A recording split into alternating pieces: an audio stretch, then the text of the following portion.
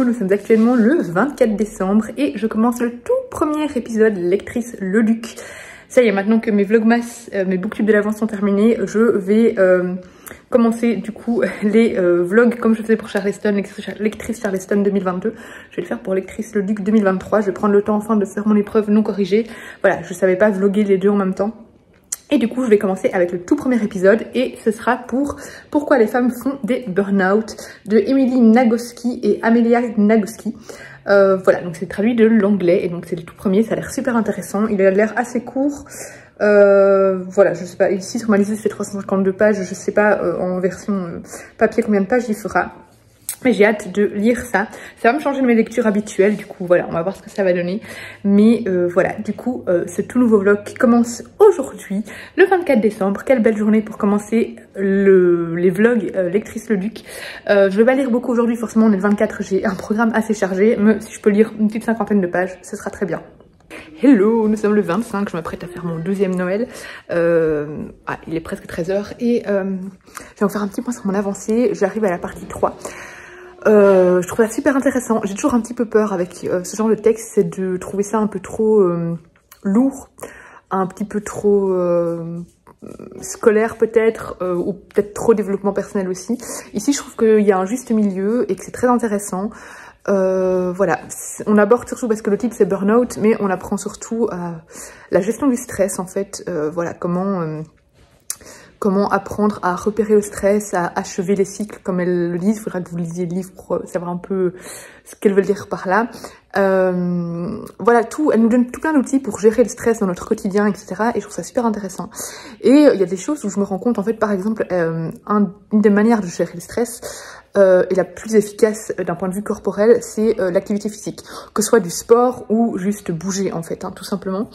Et je me suis rendu compte, en fait, quand j'étais ado, et même à l'université, mais ça s'était un peu calmé à l'université, mais principalement quand j'étais ado, je faisais énormément de crises d'angoisse, énormément, mais c'était horrible, j'ai dû aller 2 fois à l'hôpital pour ça, parce que les gens ne savaient pas gérer, vraiment ça peut être parfois très impressionnant. Et en fait, je faisais pas de sport à l'époque, ou le sport de l'école, quoi, donc voilà. Et bah voilà, c'était l'adolescence, vous savez, où on est tout le temps à regarder des séries, où voilà, on bouge pas beaucoup, où on bouge avec les amis, mais pas pour faire du sport, quoi. Et à un moment à l'université, plus après l'unif, j'ai commencé vraiment à me mettre à fond au sport. Et maintenant, le sport, j'en fais énormément. J'en fais 4 fois par semaine, parfois 5. Et j'ai plus de crise d'angoisse. Et en fait, je me dis, mais en fait, il y a un lien. Clairement, le sport me fait du bien et le sport me permet d'évacuer un maximum de mon stress. Et c'est en lisant ça maintenant que je me rends compte en fait à quel point le sport m'a été bénéfique dans ma gestion du stress. Donc voilà, je trouve ça super intéressant, ça permet de réaliser certaines choses qui nous font du bien. Et ça permet aussi de mettre en place d'autres choses pour gérer ce stress, pour éviter d'arriver à ce fameux burn-out. Voilà, super intéressant, vraiment pas une impression de lourdeur, ça se lit de manière très fluide. Et je m'ennuie absolument pas. Donc voilà, là je suis... En fait, il y a 350 et quelques pages dans le PDF. Mais enfin, voilà, on l'a reçu en format PDF, donc sur ma liste c'est ça. Mais en fait, j'ai vu que ça s'arrêtait à la page 297, donc je suis presque à la moitié. Et je trouve ça toujours aussi intéressant. Donc voilà, j'ai hâte de lire un petit peu plus ce soir en rentrant, si j'ai le courage. On regardera peut-être des films de Noël, donc demain au pire. Et je continuerai à vous parler de mon avancée, mais vraiment très chouette. Hello, nous sommes le 31 décembre et je viens vous donner mon avis sur pourquoi les femmes font des burn-out j'ai oublié les noms. Emily et Amelia Nagoski, quelque chose comme ça. Je l'ai pas lu pendant plusieurs jours, pas parce que ça ne me plaisait pas, mais tout simplement parce que ces jours-ci j'ai pas beaucoup lu. Voilà, pendant les fêtes, etc. En général, on n'a pas trop le temps. Là, j'ai 2 semaines de vacances, mais c'est vrai que quand on fait rien, quand on est à la maison, ben, on fait plein de choses qu'on fait pas dans le quotidien. Du coup, on prend moins le temps de lire. Et en plus, j'ai lu... un roman en plus entre temps parce que j'avais envie de lire un roman et pas que un essai. Donc voilà, c'est pour ça que je viens seulement de le finir, mais c'est pas pour autant que ça ne m'a pas plu. Au contraire, j'ai été agréablement surprise par ce texte. Vraiment, en fait le titre, j'avais un petit peu peur en lisant le titre de lire un essai sur les causes du burn-out chez les femmes.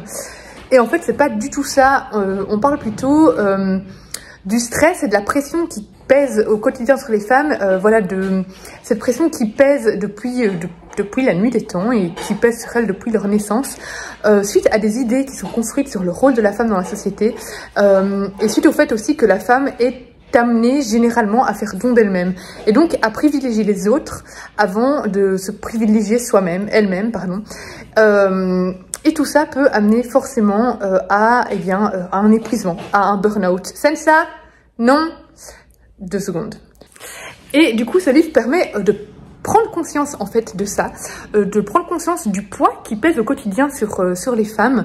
C'est pas innovant en soi, mais je trouve que lire ce texte est très bénéfique en fait. C'était revigorant, c'était rafraîchissant et surtout c'était déculpabilisant. Et ça permet de réfléchir à la manière dont la société nous traite, mais surtout dont on se traite soi-même. Et ça nous permet de lâcher prise et de vraiment... voilà, d'affronter notre stress au quotidien, de s'aider soi-même, peut-être avant même d'aider les autres, même si aider les autres est évidemment toujours très important. Mais si chacun s'aidait les uns les autres, ça pourrait n'être que bénéfique à tout le monde. Et voilà, enfin, je trouvais que c'était super enrichissant. Il y a plein de petits exercices qui permettent d'appliquer tout ce qu'on lit dans ce texte. Et ouais, je l'ai trouvé vraiment... revigorant, vraiment, c'est le mot. Et en fait, voilà, on déconstruit pas mal d'idées reçues sur la femme.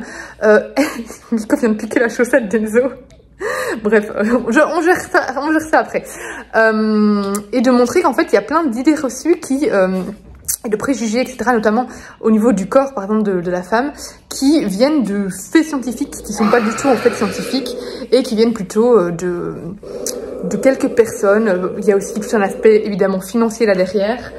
Enzo, notamment par exemple par rapport à l'IMC, on parle notamment de l'IMC et on montre que l'IMC est en fait quelque chose qui n'est absolument pas scientifique, qui n'est absolument pas adapté à chacun et qui fait culpabiliser des millions de personnes alors que c'est même pas... voilà, c'est même pas vraiment prouvé, c'est un rapport poids-qualité sans intérêt, et voilà, et je trouve ça très intéressant. On voit vraiment à quel point la pression on voit vraiment cette pression que subissent les femmes, tant au niveau sociétal que corporel, que au niveau social, voilà, au niveau de leur quotidien, etc. Et c'est super intéressant, et ouais, je trouve que c'est vraiment un texte qui fait du bien, et je trouve pas qu'on a l'impression de dire un texte, pas feel good, mais comment on dit, ce texte... ah, je trouve plus le terme maintenant. Ça va me revenir, ça va me revenir. Vous avez les textes qui sont censés travailler sur soi, etc. Bref, vous voyez ce que je veux dire. J'ai pas eu cette impression en lisant ça, j'ai plutôt vraiment eu l'impression de lire un discours, un long discours, tenu par des femmes très intelligentes et qui était vraiment super intéressant et fascinant, vraiment fascinant. Donc je ne peux que vous conseiller ce livre, vraiment, je l'ai trouvé génial. Il ouvre les yeux sur certaines choses. Comme je vous dis, ça n'a rien d'innovant, mais en fait, ça permet quand même de se rendre compte de certaines réalités qu'on a peut-être assimilées sans faire attention.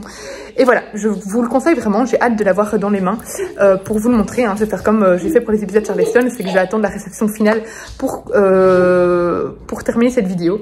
Donc écoutez, je vous retrouve en janvier, je sais plus quand il sort en janvier. Je vous retrouve en janvier, il sort en janvier ou en février? On doit prendre notre avis en janvier, mais je sais plus quand il sort. Bref, je vous retrouve... quand il sort. Mais attention Enzo, pour vous montrer l'ouvrage. Et voilà, je vous retrouve du coup dans quelques semaines. Hello, nous sommes actuellement le 17 février et hier j'ai reçu la version finale, mais j'étais trop fatiguée pour vlogger, donc de Pourquoi les femmes font des burn-out de Emily et Amelia Nagoski. Donc voilà le livre final. J'ai pas grand chose à vous dire de plus. Vous avez eu mon avis tout au long du vlog. Je suis pas ultra fan de la couverture, c'est trop rose pour moi. Et je trouve ça un peu dommage d'associer de nouveau les femmes aux roses en fait, mais bon voilà, ce n'est pas grave, c'est juste un avis personnel, pardon. Mais voilà, du coup, la version définitive du livre qui m'a beaucoup intéressée, comme je vous l'ai dit, au fur et à mesure du vlog. Donc voilà, écoutez, je vais poster mon avis. Je sais pas quand il sort en fait. Il sort bientôt, donc je posterai mon avis pour le jour de la sortie. Donc voilà, pour la clôture de ce premier vlog en tant que lectrice Le Duc 2023, pardon. Voilà, donc j'ai pas grand chose à vous dire de plus parce que c'est juste la réception définitive et vous montrer du coup la couverture de ce livre. Je ne pense pas qu'il y a de l'avis des lectrices dedans parce que normalement dans les Le Duc, il me semble pas qu'on ajoute l'avis des lectrices. C'est dans les Charleston surtout et Naomi, etc. Non, là je le vois pas, donc c'est bien ce que je pensais. Voilà, du coup j'ai clôturé ce petit vlog ici. N'hésitez pas à me dire si ce livre vous tente, vous intéresse. Franchement moi il m'a intéressé beaucoup plus que ce que je pensais, donc voilà, c'est très positif au final.